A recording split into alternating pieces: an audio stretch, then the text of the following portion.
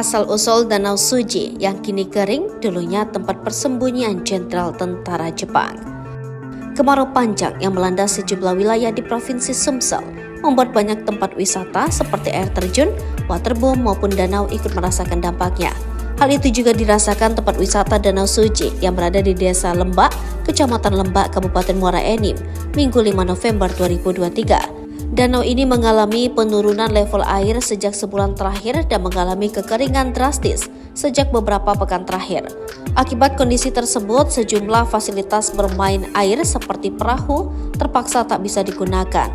Meski mengalami kekeringan, pengelola Danau Suji tetap membuka tempat wisata tersebut agar masyarakat yang datang tidak kecewa. Danau Suji memang banyak membuat orang penasaran.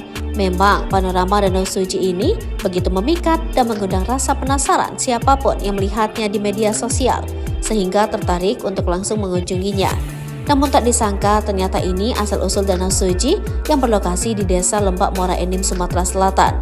Konon katanya, menurut cerita warga Desa Lembak, danau ini dinamai Suji lantaran jenderal ternama negara Sakura bernama Suji pernah tinggal menetap di tempat tersebut.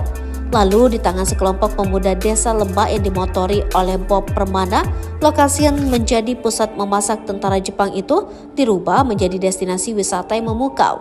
Bob Permana selaku pionir sekaligus tokoh pemuda Lembak mengungkapkan terbentuk destinasi wisata itu keinginan dirinya dan para pemuda Lembak. Kemudian ia bersama 20 pemuda desa pada pertengahan Mei 2020 membersihkan danau dan terus melakukan pembenahan dan telah mempekerjakan lebih dari 60 pemuda desa. Danau ini dari dulu sudah bernama Suji karena merupakan markas dapur umum tentara Jepang. Sampai sekarang tetap dikenal Danau Suji, ujar Bob ketika dibincangi. Untuk menuju danau tersebut membutuhkan waktu sekitar 2 jam dari kota Muara Enim, sekitar 20 menit dari kota Prabu Muli, dan 1,5 jam dari Palembang.